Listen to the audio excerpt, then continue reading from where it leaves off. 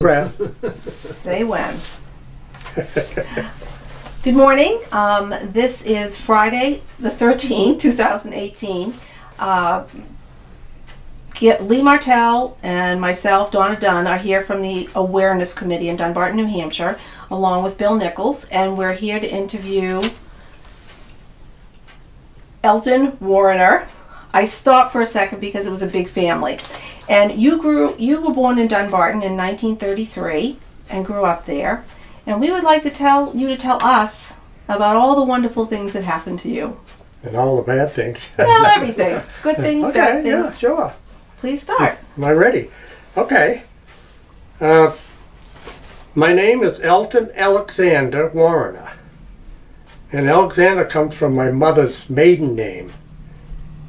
And I was born December 19th, 1933 in East Dunbarton.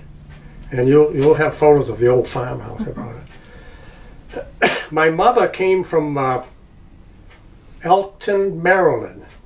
E-L-K-T-O-N. I think she got that E-L-T-O-N when she was running out of names. But anyway, she had an aunt and uncle that lived at the Harts location down below our farm, where Benny Nelson used to live. Yeah. You know Benny. Yeah, it's You Randy must have known Bogart him. lives there now. He was a We're talking Montalona Road. model on the road, right? And Benny was a sea captain all these years, and he bought that place, but it was the Harts location, and that was my mother's aunt and uncle.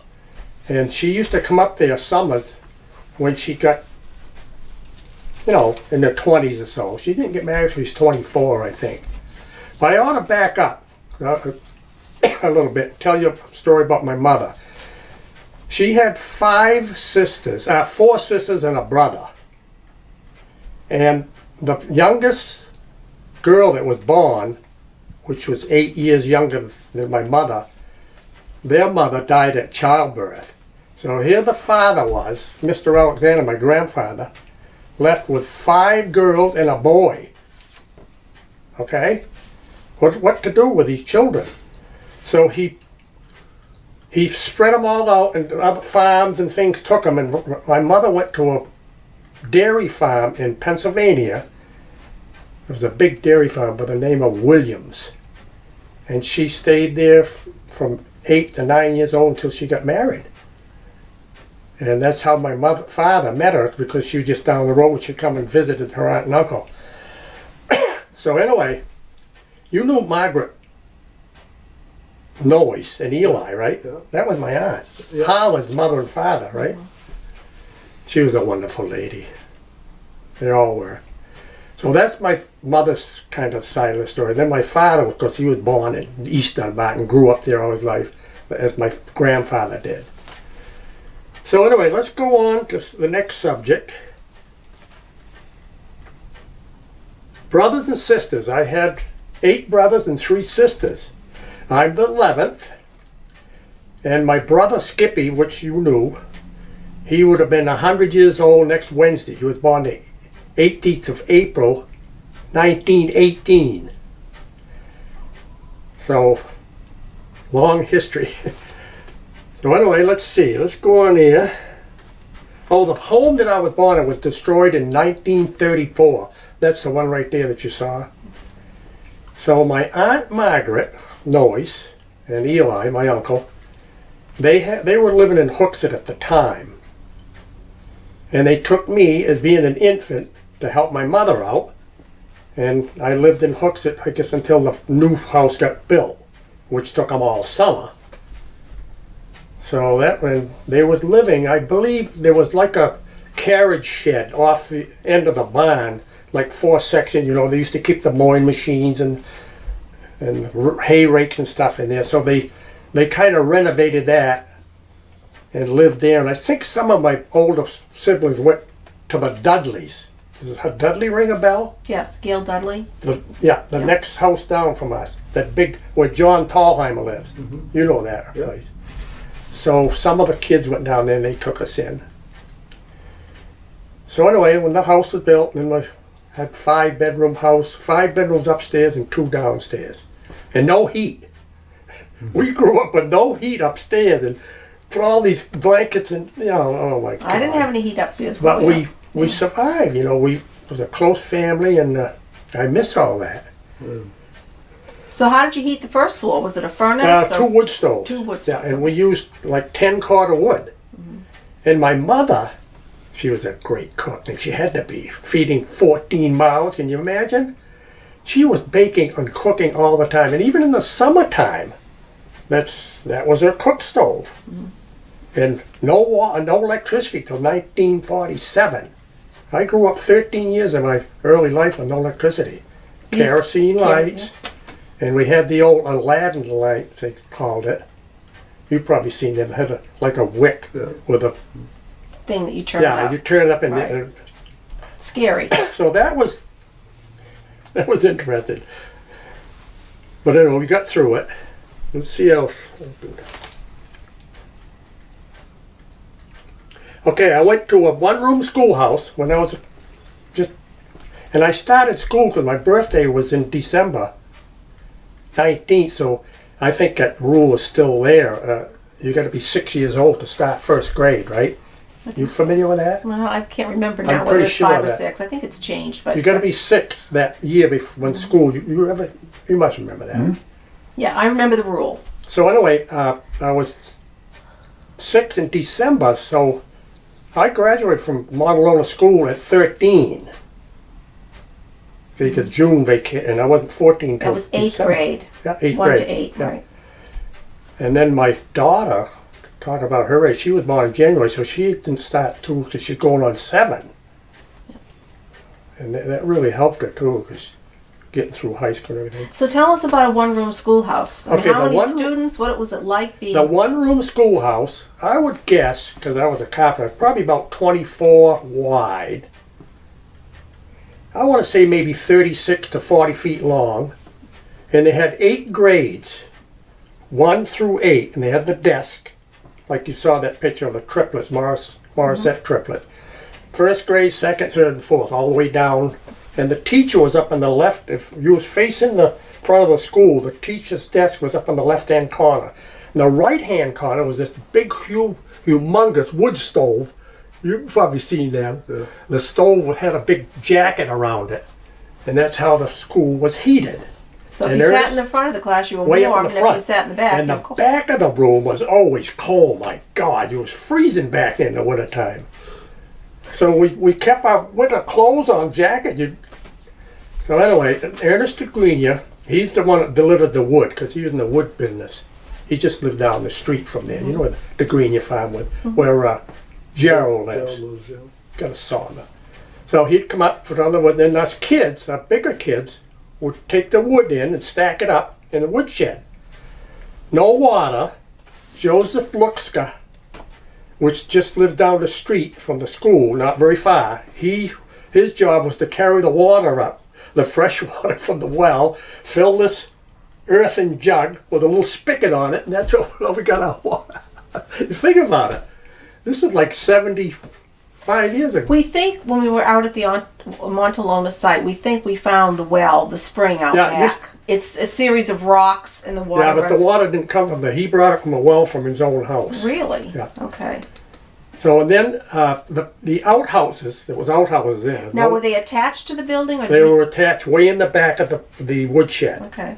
There was a addition that went out from the school. Mm-hmm. I don't know, it's probably 20 by 30 or something. The outhouse is way in the back. The girls on one side and the boys on the other. Okay. Was this school perpendicular to the road? No, It was parallel with the road? parallel, right. You drove up this circular driveway. The flagpole was right in the middle of a kind of a graded. And Miss Ames, the teacher, used to park her old 34 Chevy on the side. And the schools, yeah. So the school was parallel with the road. Parallel to the road, right? But in the back, going off perpendicular to the road, was the woodshed and the outhouse. No, the woodshed was attached to Oh, the so school. it just It's this all ran one- right along the one- road. yeah, yeah. Okay, all right. We were told that Sadie Ames, or Sarah Ames, because I think they both may have taught there from time to time, used to plant a flower garden for the children. Yeah, yeah, we helped it too when you You got did? older. Yeah, Okay, that was out around the flagpole actually, okay. And that was in front of the school. in front of the school. Yeah, it was like maybe here to the road off the main road. The school set up like on a little pitch, an elevation from the road. Okay. And getting back to Miss, she was a funny little woman. She had a 34 Chevy with a standard shift, right? And she never went more than 20 miles an hour. You could almost run and keep up with her. And in the winter time, when we had bad winters, and I'll talk about that a little bit later, she would stay with the Moss family, which was right on the corner of the crossroad. I think he's a retired colonel from the Air Force. Radio. What is his radio? Radio, so yeah, Stuart Radio. Yeah. And she stayed there with the Moss family, and she's only a short distance to the school. Did you ever hear that building at one time was the East Dunbarton Post Office? I did hear about that, yeah, long time ago. But in 1944, now getting back to the winters we had, 44 or 45, the school was closed for at least a month. We had this 3-day snowstorm with the rain and snow and the wind. And that road that goes down to Montalona, below our farm, you see them fields on the right-hand side where there used to be lumber stacked in there, I think. You remember that, don't you, Bill? Yeah. Charlie Green. But the stone wall was like as high as this ceiling off the field, and then the road was below it. So that road was plugged right full with 8 to 10 foot frozen snow drifts. So there's no way the plow could get through. So I can remember they hired a whole bunch of men from the town with picks and shovels. They had an old V-plow tractor, Caterpillar, and they finally got the road open after like a month. That was one brutal winter. So kids are happy when they have to go to school. But that was interesting. So Did anyone in your family do any digging? Oh yeah, my father, they put a lot of people to work, all the men folks in the area. Right. But back in that, when I grew up there wasn't a lot of population down east. Mm-hmm. The town, you got any reports on that? How many, like 75 years ago, what the population? Well, I don't know the figures off the top of my head, but yes, we do have the reports on that. But basically, between you and the Wheelers and the DeGreniers, you created your own population base down there. You had, 11 children? 12. 12. And the Greniers were 11. 11, and the Morissettes were? Morissettes about 13 to 14. Okay, so what else did you need? Oh, God. All right, let's see what else we've got to talk about here. Oh, my mother used to put up little lunches for us. Mm-hmm. They didn't have hot lunches like they do. Did they have little pails, tin pails? Yeah, we had the little tin pails. Lunch boxes, like the farmers. What was a typical lunch? What did we take for lunch? Yeah, what was a typical lunch? I don't know, an apple, and we grew our own apples, and my mother put up sandwiches or cookies, always bacon. Mm-hmm. We never went to the only time that I can remember, and I know it's true, the old Dunbarton store which David Hadley ran, and he ran the post office. Right. That's an old Dunbarton name, Hadley's. Oh yeah. Alice Hadley's the one that got some of the with Bud noise. But anyway, the only thing that we went up there to get was flour and sugar and salt. That was it. Everything else we raised on the farm. I mean, meat, vegetables, everything, eggs. My mother made butter. So we were self-sufficient. There's no other way. Can you think about somebody trying to raise 12 children today? You can't. You couldn't possibly do it. But that's how we survived.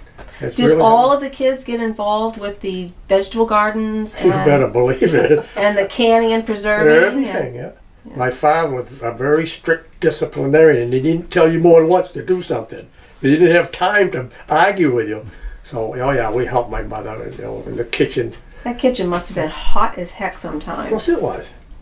But, and as us boys got older, we were all great deer hunters. So we supplemented our meat for the winter with deer meat. We saw one of your pictures. I think there were 8 deer hanging up there. So, and we had cattle that my father would butcher, and pigs, pork. So we didn't go hungry. We had plenty to eat. And plenty of potatoes. We put out 50 bushel of potatoes in the old dirt cellar. And the canning, my God, we must have done 400 quarts of tomatoes, string beans, corn. So, we were self-sufficient. And boy, I'll tell you, You never see that again today. You'll never see it. It's all gone. But that's how we got through that. And so when I got to be about, I don't know, probably 13 or 14, I've been working since I was 13 years old. What was your first job? Well, once I got my chores done around the farm, and we all had our things we had to do, you couldn't get away without doing it. And then I'd ask my father, is it all right if I go to the local pharmacy if I get a little extra work to make a few bucks? Sure. So I worked for this one-arm man, Louis Putney. He lost his, I believe it was his left arm, right below the elbow, in a saw rig accident, way before my day. But he's a one-arm man, and he used to run this farm. He probably had 75-acre farm.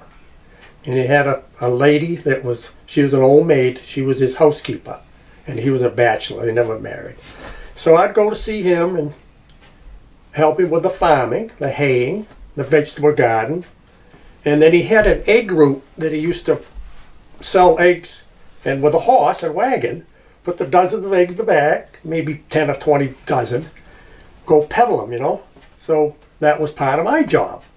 He couldn't drive because he only had one arm, One and arm. everything Never was had a stick shift. Never had a car. No, never had an automobile. And she always, I can always remember, I can still see her now, she's a small lady, Annie B. Wheeler. And she used to read Zane Grey books, right? She always wanted to go to California. Always wanted to go to California. That was her dream, but it never happened, you know. Nice. Not even in her older years, no. Now I look back on that, and it was tough times. Don't get me wrong, it was a tough time growing up on the farm. We didn't have any television. We had an old battery radio. The thing was huge, that ran by a car battery, and you could only get like 2 stations on it. And we'd listen to the World War II, you know, during the war years. Listen to the Walter Winchell, I remember him, and he'd give the little news. Then the signal would go out, and bam, you couldn't. Oh my God! But anyway. That was a Saturday night treat. Yeah. And then, get back to Saturday night. Now, my father and mother, when they was first married, he used to run the dances up to the old town hall. And that's when my oldest brother was just a baby, infant, bundle him all up if it was wintertime, take him up there and set him on the settees. And some of the women would help take care of him. And they would dance and have a heck of a time, you know. And my mother and father, he ran the dances up there for a while. We hear about those dances, but... Yeah. That old town hall, I don't know, don't even dare to go up there now, that thing. Well, it's sturdy, but they do need to... Because I went up there with the youngsters, they used to have Saturday night dances up there. We haven't found any pictures of that. Do you know the gentleman that lives in the old saloon there across, what was her name? Peggy Sampson. That'd be Oh, that was Peggy's Beer Hall? No, was it? They're long Maple gone. Lodge. Maple Lodge. Maple They're long Lodge, right. gone, yeah. Yeah, I bet the gentleman that lives there now, he was in the parade 3 years ago, and I had my uniform marching the 250th. He has just sold the house. He They did? have just Yeah. sold the house. And I was also in the 200th. That was a parade that you wasn't even here in 1965. There are a lot of good pictures 200 of years. And they had, I think it was the governor of Scotland Yeah. came The over. mayor of Scotland, yeah, He right. came over, mayor. Yeah.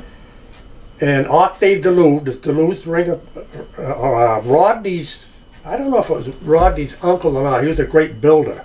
Lived up by Dave DeGrino, going towards Page's Corner.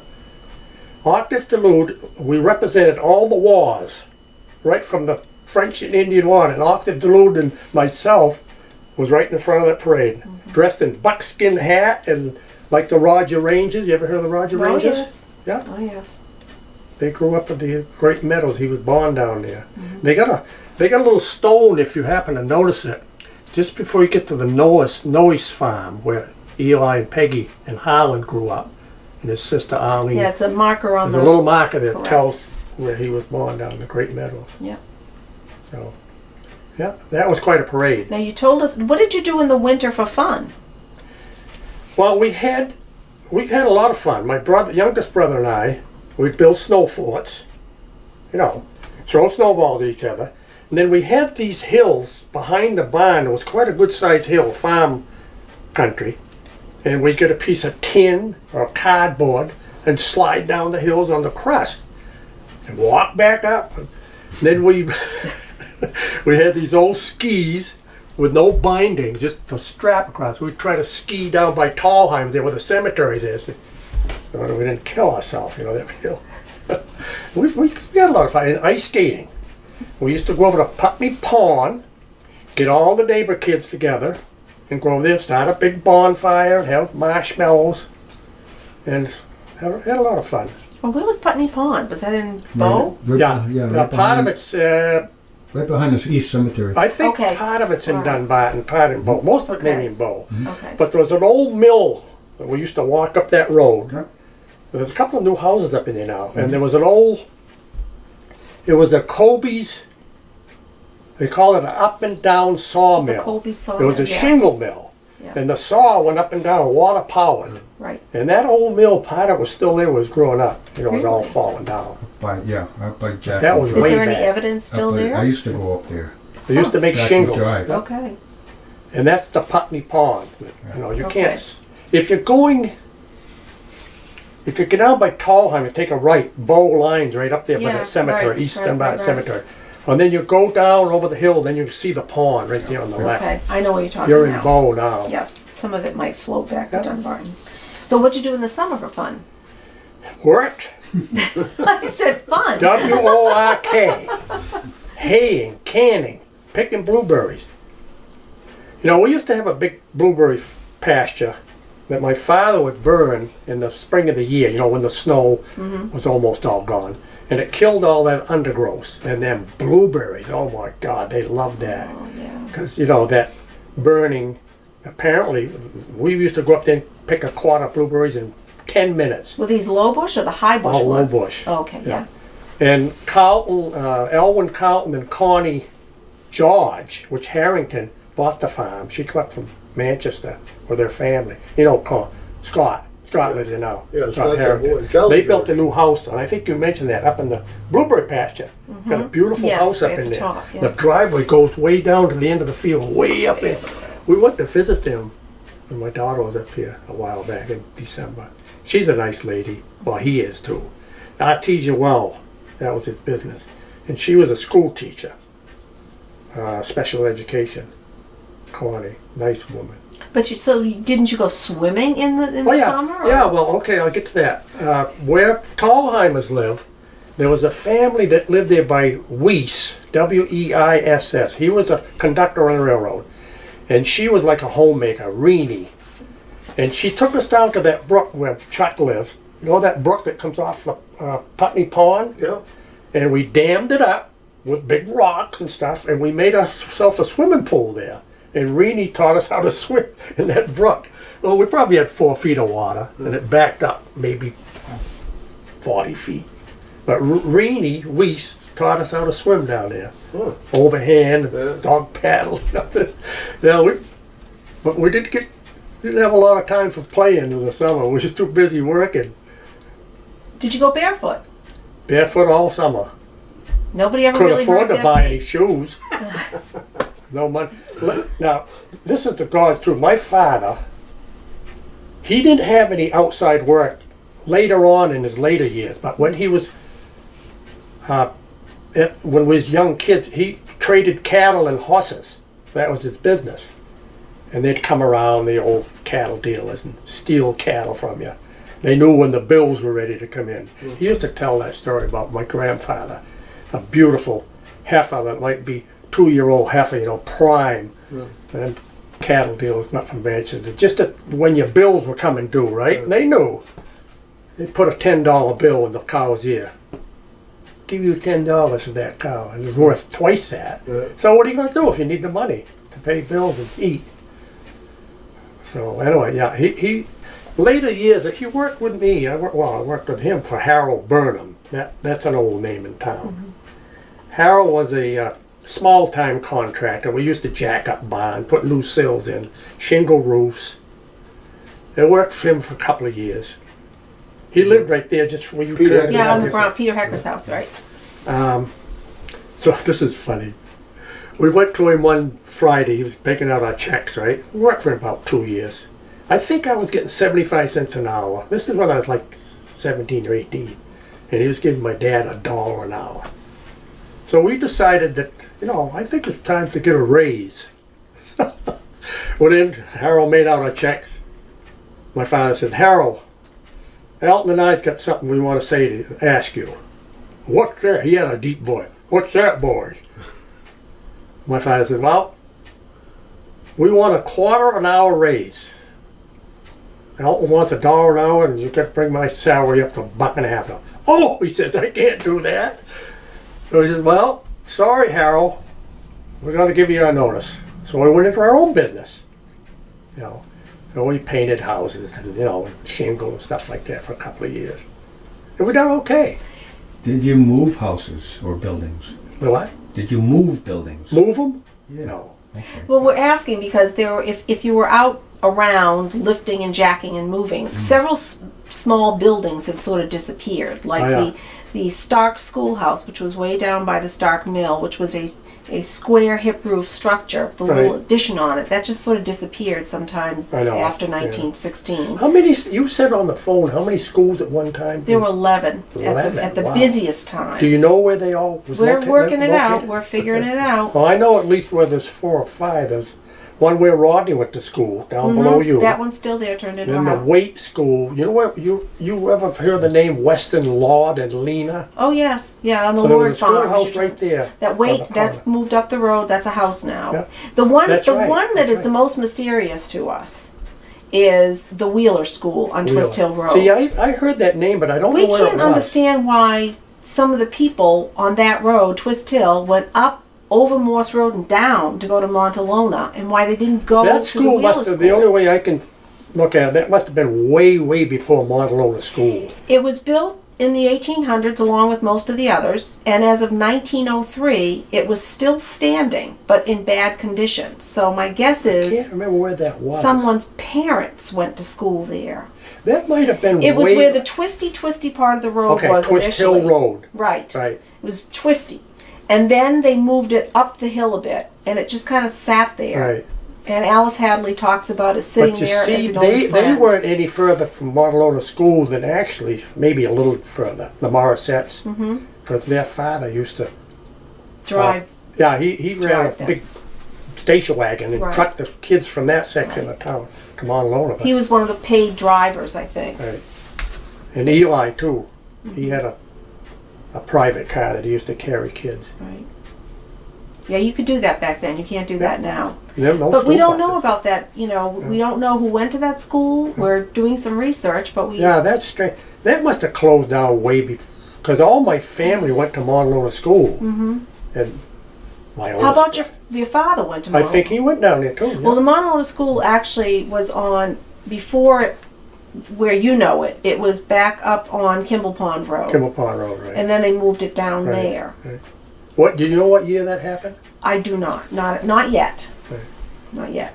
Because, see, I went to school there. Well, I started when I was 5. That's been there 80 years ago. And then my brother, he was 16 years older than me, so 95 years ago. Yeah, see, they lifted the houses up and moved them, the schoolhouses up and moved them around as the population shifted and grew.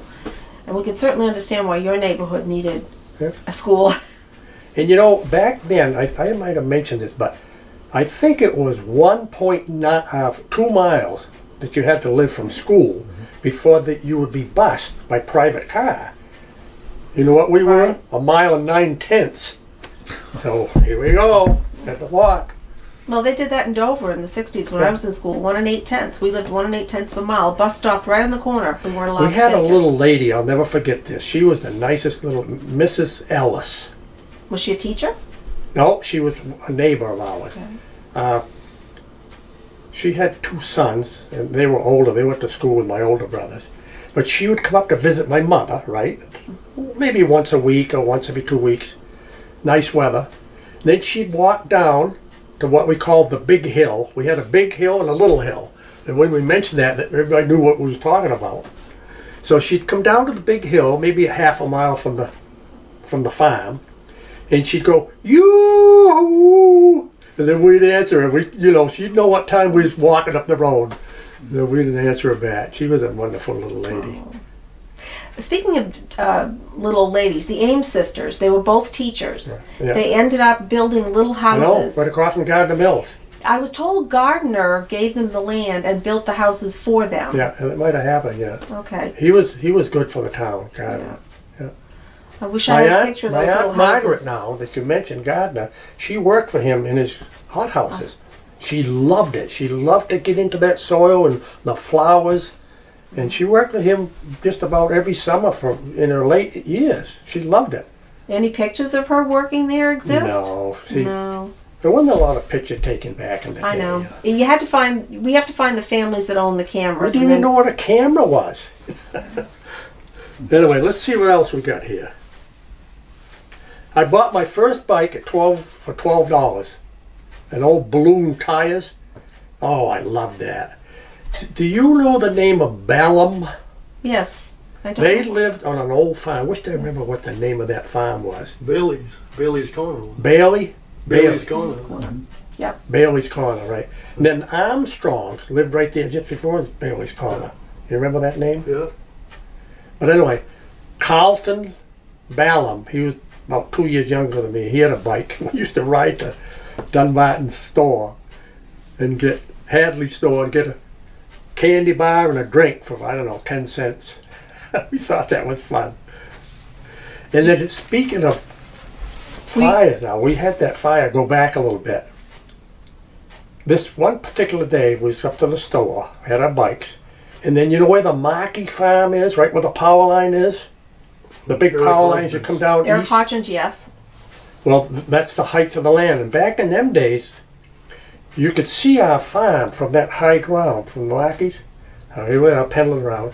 And the sun was shining from the west. And we had what they call these, what's them trees?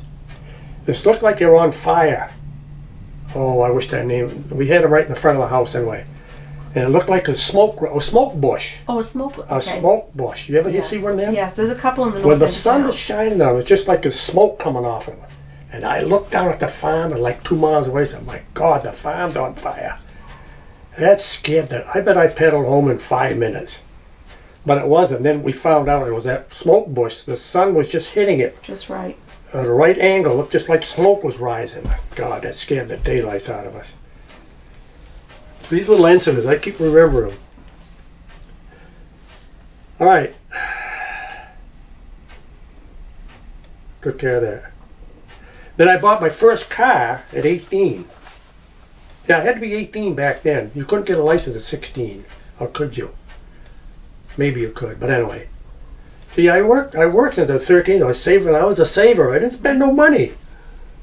Did you have a bank account or did you have a cigar box? I did when I went to school. We had a bank account, high school, but no, I just kept it hidden so nobody would find it. How did you hide it with all those kids in the I know. house? But anyway, I got to back up a little bit. When I was 16, or maybe 17, let me back up a little further.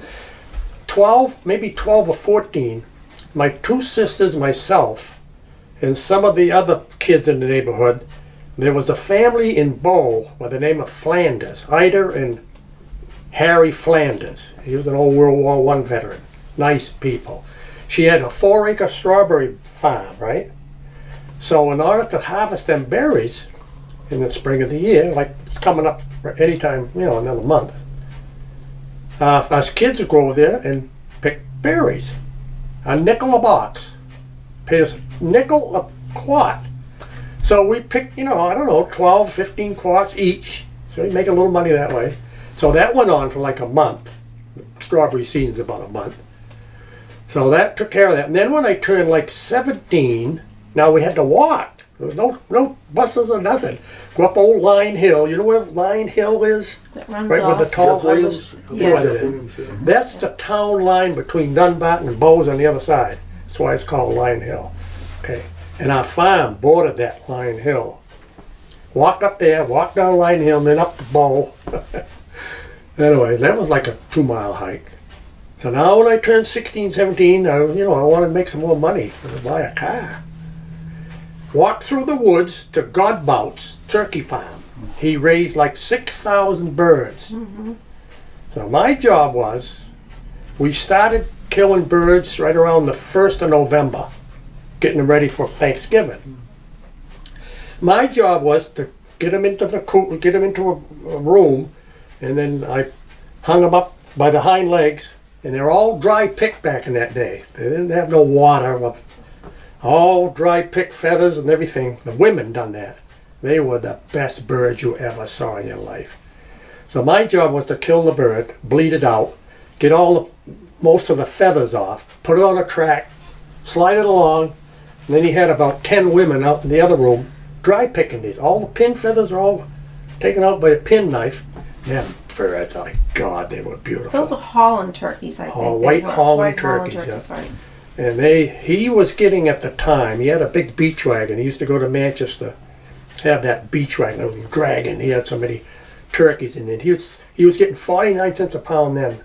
Oh, This was about 68 years ago, 67 years ago. They were just so plump. And he had a machine there after the women got all the feathers and the pin feathers out. He put them in a cooler, and then you would dress them out. You know, taking the insides out. And he had this machine that broke the leg just below the gamble. You know when you bite into a turkey leg now, all them tendons. Yeah. You didn't have it in his birds. He pulled all them tendons right out, way up into the chest bone. Would come right out with that broken leg. Amazing. You don't see that today. But them birds, some of them would go 35 pounds. Beautiful birds. Do you know if any pictures were taken of that operation Gee, at I all? don't know. Yeah, we See- got to talk to Nancy Godbout. See, the thing is, I think there was a lot of picture taken back in them days. Yeah. But that was an experience, and I made pretty good money there. I think he was giving me 75 cents an hour. So, I was working. We killed every day. yeah. Probably killed 50, 100 birds a day. All year Not long? 100, but at least 50. All year long? No, just during the course Just in of the course. Thanksgiving and the Christmas Oh, okay. season. All right. Yeah, just in the following year. A couple months, okay. Am I getting boring? No, you're not. And if you talk too long, we'll just make two Okay, now segments. my brothers. I want to talk a bit about my brothers. I had 8 brothers. I'm number 8 of the 9. I had a younger brother than me and 3 sisters. 8 of us, well, you saw the picture, 8 of us went military. And I think a couple of them were drafted, but a couple of them enlisted too.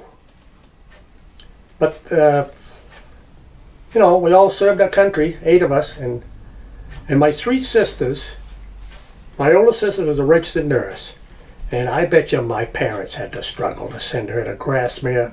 You ever hear of the Grassmere General Hospital? Yes. That's where she graduated from. And when I was 5 years old, I had tonsillitis, right? What to do? Over to Grassmere Hospital, have my tonsils out. And my sister, Blanche was her name. She was a nurse in training over there. And I guess I pestered the heck out of her. I want my sister. And they give you ether back in them days. Take this piece of cotton or whatever, gauze, and count to backwards from 190. I got to about 90 when you're out. I think there is a newspaper article with your sister's picture in it. Probably, and yeah. some other nurses from graduating over there. She graduated, and oh my God, and then she married this man that come back from World War II. He was a captain in the 1st Infantry Division. And then he was going to college before he got drafted. Was he a pilot? No, Okay. he was infantry. But he come back and he had a little bit of college degree. And then he went back to college, and he became the president of Dover Federal Savings and Loan Bank. Do you remember what his last name was? Joseph D. Hallinan. Oh, I know that name. Hallinan, yeah. Yeah. He I come grew from up in Dover. He come from Exeter. Yeah, well, he worked in Dover. Yeah. He run that bank. You might have I had an accountant. met back then. him. You must have knew him. He run that bank. That's a small world. Yeah. That was my brother-in-law. Dover Federal Savings and Yeah. Loan. And Dennis, do you remember the name Dennis? No, Oh, but there's Kevin? Stan Hallinan. Stan, yeah. That was another Oh, one. Stan was in Well, there was one over Concord. here, but there was also a Stan Hallinan over There was no relation there. Oh, 'cause okay. He bought the old Putney farm, Stan Hallinan in Bow. And you might be thinking of, I don't know what the father's, Stan was the son. The father's name, he was a great friend of my father's. I don't know what his first name was. There was a Hallinan who was an attorney. But they too. bought that Putney farm. But it got donated to the Baptist church when Lewis Putney died. He had it in his will that it went to the Baptist Really? church. And then Stan Hallinan bought it from the church. And he was a great car collector. He sold a, this is a story that's hard to believe. He had a Mustang, Ford Mustang, that he had all covered up and undercover. God, it's hard to believe. We heard he got $2 million for that. Somebody come on from California. And he had all these antique cars all through the woods. And there's a new house up in there, because that's my hunting area. He gave me permission to hunt up there. Got my deer up there too. Anyway, he's got a brand new house up away from the old Putney farm that he built, and nobody's ever lived in it. It's still vacant. It's a beautiful home. I priced Why out would anybody do that? priced out his masonry. You probably know where that is. There's a road that goes up in there. And they got a rope across. A lot of stone in there. Unbelievable. So that was interesting. All right, let's see. You want to tell us a little bit about your military years? Okay, when I was 17, okay, my friend Roger Bellevue, which you knew picture. Roger, Oh, yeah. he enlisted in the Marine Corps. He was like a couple months older than me. He was 18, he had to be 18. So I went to my mom and dad, I said, I want to go into Marine Corps with Roger. I wasn't 18 yet, and they had to sign for you. Said, we won't do it. Had 5 brothers in World War II, and we had enough warriors. We're not going to sign this. So then I stuck around the farm for 5 more years, and then I got a draft notice from President Dwight D. Eisenhower. Opened it up. Greetings, great big greetings. You are to report for military duty, such and such a date. So that January 3rd, I went in, shipped to Fort Kit Carson, Colorado. What branch did you go Army. Army. Army. We had 28 weeks, and these kids that go in today, they have 8 weeks, 12 weeks, 16 weeks. We had 28 weeks of military training. And then they shipped us overseas. We were ready, I'll tell you. We didn't get away there. Went to Texas for 3 weeks of firing our weapons. And that is amazing that I wouldn't live down there. Gila monsters and rattlesnakes. It was, at nighttime, it's just amazing. You'd have to experience to go through it. At nighttime, we had these old World War II barracks. The sand would blow cracks in it, be sand all over our bunks. Funny. Daytime at 9 o'clock in the morning, it'd be 115 degrees in the desert. See, there's no way that the moisture would keep it just dry. Nighttime, we had to sleep in our sleeping bag. 40 degrees at night. That's how, The fluctuation. yeah, from 40 to 115. But we went through 3 weeks of firing our weapons down there. And you was forced to drink plenty of water with salt capsules. Because, you get dehydrated quick with that heat. Had these great big, they call it a blister bag, with spigots coming out of it, all right, and you go get your, and they forced you to drink. You couldn't get away with it. You had to drink. Now, what branches were all of you in the military? I see had 5 of us. Let's see. Yeah, 5 was in Army, 2 Army Air Corps. Now it's Air Force. Air Force, yeah. Back then it was Army Air Corps. My youngest brother was Navy. So anyway, then they shipped us to Germany, and I was stationed on the right on the Czech border. That's when the Cold War was really, the Russians. We could hear them shooting their guns. Did you ever receive the Dunbarton Doings newsletter that the people here in Dunbarton. A group of them got together. The church, the Congregational Church, started it, and then shortly thereafter, a group of mostly mothers got together, gathered up all the news in town. They Yeah. were told they had to type it on khaki paper, because when you boys were reading it, and the girls, Bertha Audette and the Right. women that were in the service reading it, there would be a reflection. They didn't want reflections. So it was typed on khaki paper, and I it was heard mailed about that. all over the world. Yeah. I've read about you, Do you where have? you You were. still have that? We have a number of them. We're Wow. we're missing about 4 or 5. They Yeah. were issued for about a 2-year period. So my brothers must be in there. They mention Warreners in every single one, I think. Yeah, yeah. Would Great. be happy to share. The I town heard clerk has about them. that, They're but at the library. If you get over to the Dunbarton Library by the Yeah, end I of the know where it month is. for Memorial Day, they will be there. Now all the old folks that lived in the square, I call it, you know, The village district. they're all gone now.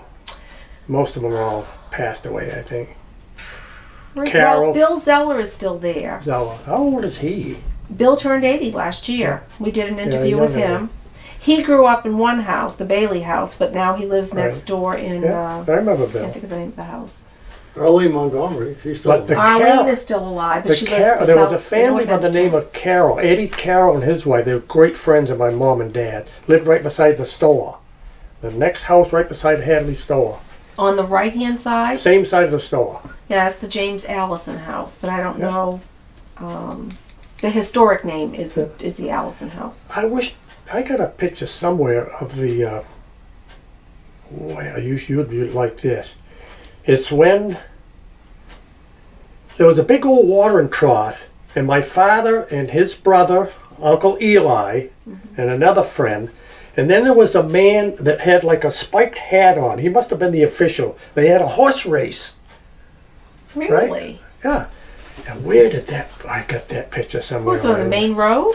Right on Main. Dunbarton was all dirt back then, and it showed them on their saddle horses. Took a picture. Somebody took a picture of them, and it's right in front of Hadley's store. That somebody might have that in town. I got that picture somewhere. I got Yeah. Well, find it. We'd that love to was see that was it. probably. I would say my father was born in 1892, so that was before he was married.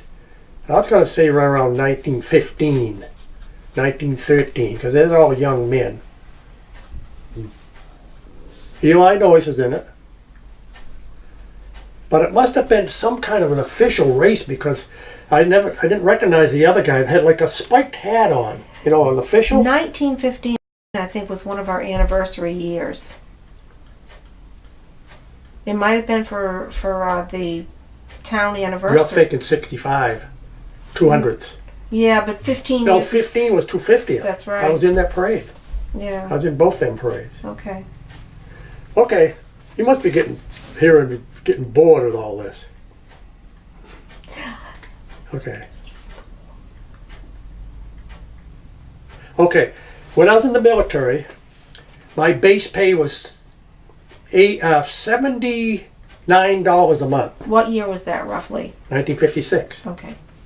And then they gave us what they call $8 overseas pay, so that brought it up to 87. Okay?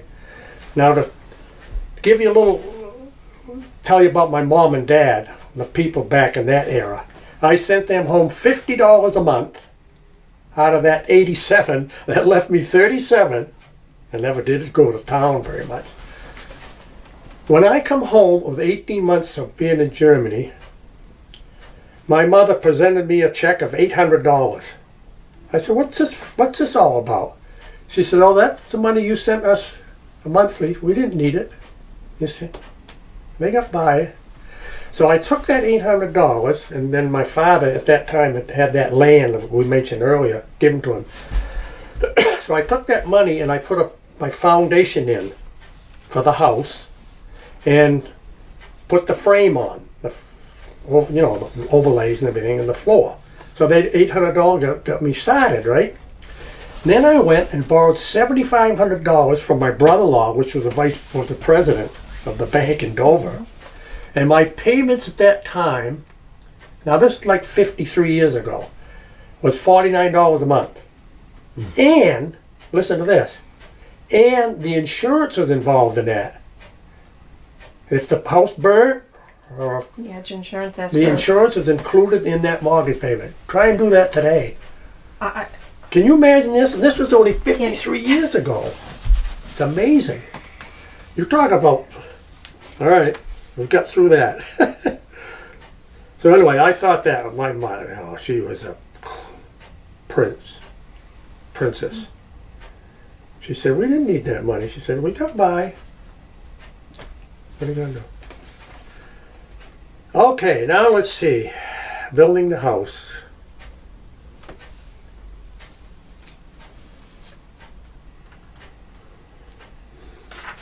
I forgot. Okay, now you may not want to hear this, but I built that house in Bow, right? And this is just water over the dam. But anyway, my 3 children, did you see my 3 children? I Yeah, suspected it's that it. was right there. Yeah, see them up top when they were Yep. kids? I do. Well, my oldest son, Michael on the left, he was born with Down syndrome, right? And then my daughter in the middle, Marsha, his name was Michael. Then Marsha, then Elton Gregory, he was named after me. Actually, my middle name's Alexander. But anyway, grew up, I built that house. We grew up, the kids all grew up there. And then all of a sudden, because the 2 youngest, they went in the military. My daughter went in the Army, and my youngest son went in the Air Force. So when they was 18, you know, I got through high school. And my daughter was going to make a career out of it. She had 12 years. She's a disabled vet. But anyway, now Michael, he had to have care, you know, all the time. He did go to a more general school in Manchester. You probably heard of that, for the handicap. So I think my wife, you know, we had, you know, it wasn't easy. So she came to me one day and said, I want a divorce. I said, why? Well, I'm not happy. So I didn't fight. I said, gave her everything. Gave up the house that I worked for a year. Everything. So then I started over. I lived with my sister and brother-in-law for a couple of years, and they were great to me. But I wanted my own place, so I moved up here.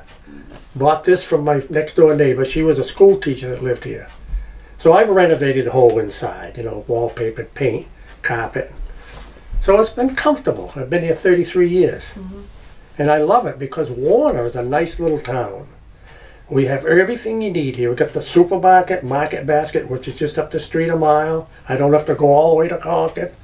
Got the post office. Was that a reference to being in Dunbarton? Yeah. When you had to go all the way to Concord? Yeah. Well, see, when I grew up, we didn't go to the store. Because like I told you, we were self-sufficient. We grew... When did you go into Concord or Manchester? For what events did you do? Well, no, we went to buy, like I said, sugar, salt Right, at at the the Hadley store. store. But we did you- never did go to the town. You 'Cause my never- father never had a car. Oh, No. doctors or dentists? Well, or- the doctor used to come to the farm. Oh. He came around, Dr. Backus. I'm glad you mentioned that. I forgot about that. He was an old doctor out of Goffstown. Goffstown, and before him it was Snay. Yeah, Dr. Snake. And they were country doctors, and they used to make the rounds. And we did have a telephone, one of them old wall hung, you know, take the receiver up. Hello? Anybody there? But that's another story. That was funny. But anyway, the doctor used to come around, and I suppose he made his rounds once a month or whatever, and if you needed taken care of, and you know, You waited till he came around. yeah. I mean, we never went to the doctor. But anyway, get back to that phone. There was 14 people, a 13-party line on. It was 4-ring 3. It was 4-line. 4 ring. Ours was 3 rings. You had to ring it 3 times. Ring, ring, ring. So everybody on that party line knew who that number that was. Listen in. Everybody picked up, listening in on the conversation. So You were careful once in a while, I would say, "Hey, Aunt Hattie, could you get off the phone so we could?" Okay. I was told that the volume went down with every eavesdropper. Yeah, because it was the old telephone line. Right. And getting back to that hard winter we had in 44, 45, you could walk along the snowdrifts and reach them. Telephone. That- Somebody told me that the telephone lines weren't necessarily on telephone poles. That in some cases Insulators. they had them right on the trees. Well, some And I places, yeah. think I have But- found a house that had the telephone line. Yeah, they had the insulators. They just tacked them, and then the wire went around the them, and then insulator, right? I think I found one. You know, them old insulators, if you can find them, they're valuable. I run into some People up north. collect them, Yeah, right? they collect them. Yeah, they're collected item. I think I have one here. We used to somewhere. shoot them. Yeah, shoot 'em. Yeah. I can believe you, Bill. You do that. Me and Les. But anyway, you okay, can. now let's carry on. I'm taking up too much of your time here. Do you remember attending any big events in Dunbarton? Well, the dances were the biggest, the Saturday night dances. Right. But What that, kind of that music? kind of petered out when I was growing up. Well, my Well- mom and father used to go to that. Were they bands? Were they? I suppose it was local Gramophones? musicians, you know, Musicians, just okay. local musicians. I know Dave Hadley had Yeah. a band at one point. But there wasn't a lot of activity going on when I was growing up in town. Not And that I can we remember. Pretty much, we've kind of been told that each town school district kind of Yeah. stayed Yeah, you stayed in your own your own local. district. Where'd you go to church? Well, it was a Dunbarton church, but we didn't go that much because you had to walk. There's no traffic, you know. Yeah, that's right. Special occasions would go, but that was the only church, the one that's still up there now. Right. As far as I know, it's still the only one. No, there's one in, Well, there's one North in the north. Dunbarton. It's yes, the Yeah. Episcopal Church. what was the name of that church, you know? St. John's the Evangelist. Yeah, my John's the friend Episcopal. Dave DeGrenia lives right across the street from that. Yes, he does. Yeah. Right. I don't know if He's somebody we need to talk Last about. time I saw him, he Well- wasn't doing well. He's yeah. He was, yeah, he's like 2 months older than me. We grew up together. Okay, let's see here. Now see, growing up on the farm, I gotta mention this, was a blessing. Although it was very hard and a lot of work. But it taught me survival. And that's what the kids don't have today. They don't have survival skills like I had when I grew up. So it taught me to take care of my own needs, you know, and I always liked carpentry work, and even when I was a kid I was building things. So I'm a self-taught carpenter. I never had anybody teaching the trade whatsoever. Yeah. And I think Rodney's the same way, Rodney Doucette. He might have worked with his Aunt Dave, because he was a great home builder. I think he did work for him a while. But I never had no training, so fortunate. I loved it, and everything came easy to me. So if you had to sum up your life in Dunbarton, what would you say?